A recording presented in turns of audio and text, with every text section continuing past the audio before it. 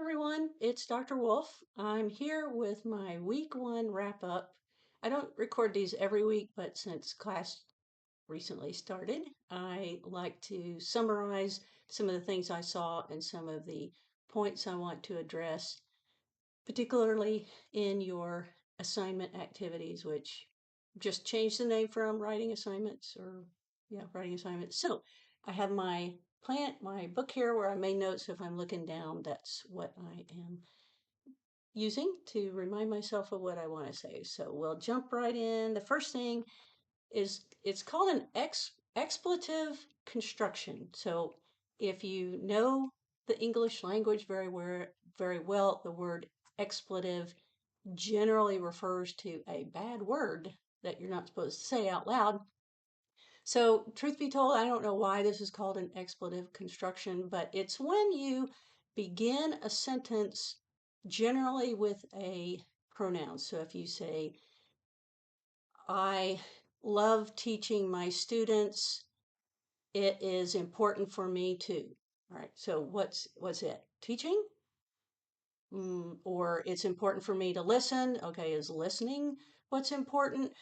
So, and I will write sometimes your paper, don't use so many pronouns, but using an expletive construction is really not formal writing because the reader has to assume they know what you're talking about. And generally, our brains are very good at filling in what we question, maybe what we're not sure of, but we don't want to make our readers do that. So instead of saying there is really no reason to use an expletive construction, that's an example of one, just come back and say using an expletive construction is not academic writing, or however you want to do it, but try to avoid that, it is necessary for me to do whatever, or there is always the chance that I will.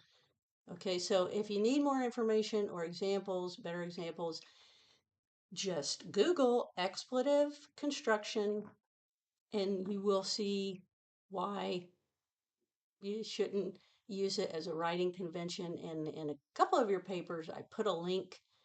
So if I noticed it was very common for you. So anyway, that's just something I generally see, and it's, you'll see it, of course, but it's not academic writing. All right, the next thing.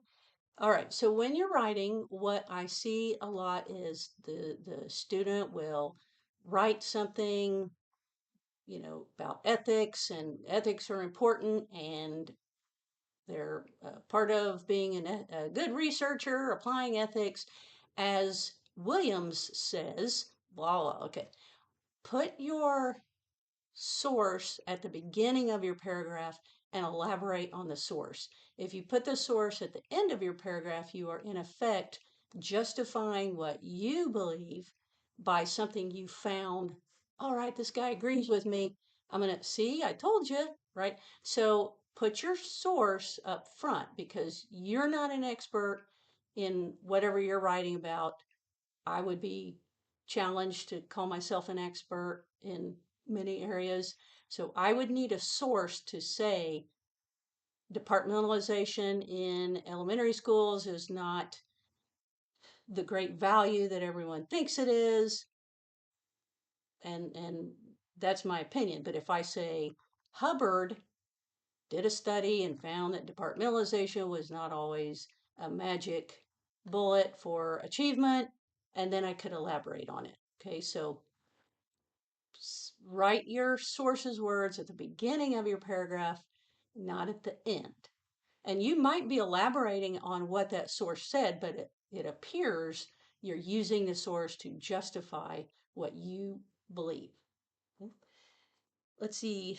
Okay, so some of you are using incorrect references straight out of UO People, and I uploaded references for units 1, 2, and 3. You haven't obviously seen 3 yet, but please check those corrected references first. And if you want to copy paste from me, that's perfectly fine because mine are correct.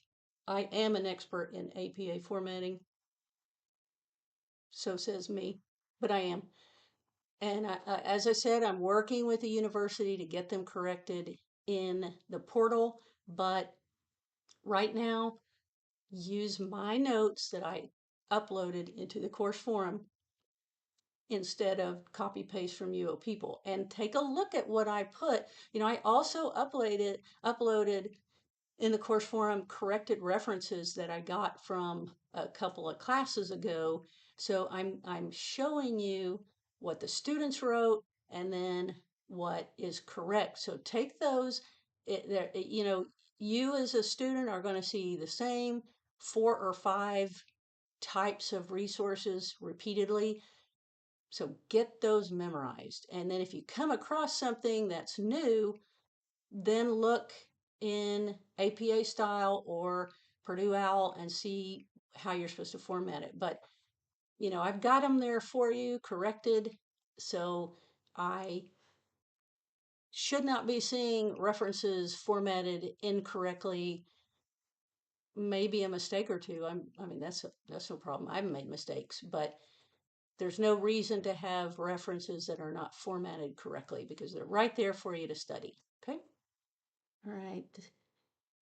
All right. So in some of your papers that I've been grading, I'm almost done. You make a statement like ethics are important for researchers as a component of research. Okay, that's true. But now elaborate on that. Why? Why do you say that? And who said that too? So I see a lot of these statements, very declarative statements that are correct or not, either way, but you don't back them up with, okay, who told you that? You are a student, and yeah, you may have learned about ethics in 5240, but it that's something you need to cite a source. Otherwise, you've read it somewhere, especially these newer deep dives into ethics and cultural considerations. You may have thought a little about it, but you're really honing in on that. So you must have read that. I'm just telling you, even if you say, no, really, I already knew that. Okay, well, I don't want to hear what you already know. If you already know all this, you don't need to be in class, right? I'm sorry, but you are a student.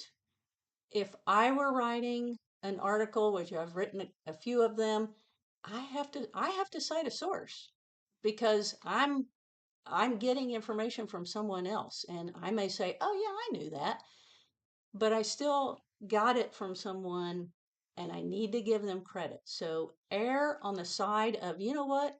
Just find a source that supports what you say, and then what you write is credible. If you just write all these statements, uh, you know, anybody, an eighth grader can do that. That's the difference in a master's degree, research and supporting what you say with evidence. So again, make these statements, these declarative statements, and then elaborate on them and use a source to support what you say is true. And even in these assignment activities, I'm the only person that's going to see them right now, but you need to prove to me that you did your work and you found someone who made this statement also. Okay. All right. So bullets in your writing, you know, it's real common in student papers, and really it's not right. A bullets or numbering are only for lists. So if you are saying the components of research and you say informed consent and mm, the opportunity or the right for participants to withdraw at any point. If you say informed consent and then you tell me what informed consent is, which you should, that's not going to be a bullet point. That's going to be informed consent is a heading. And then you write a paragraph or 2 or 3 sentences about informed consent. So y'all are overusing bullets. They're not really used except for really short items in a list. If the items are ordered in importance. First, I'm going to do this, and then I'm going to do this. Or, boy, ethics, informed consent is first. You got to do that. And then get the student's permission, whatever.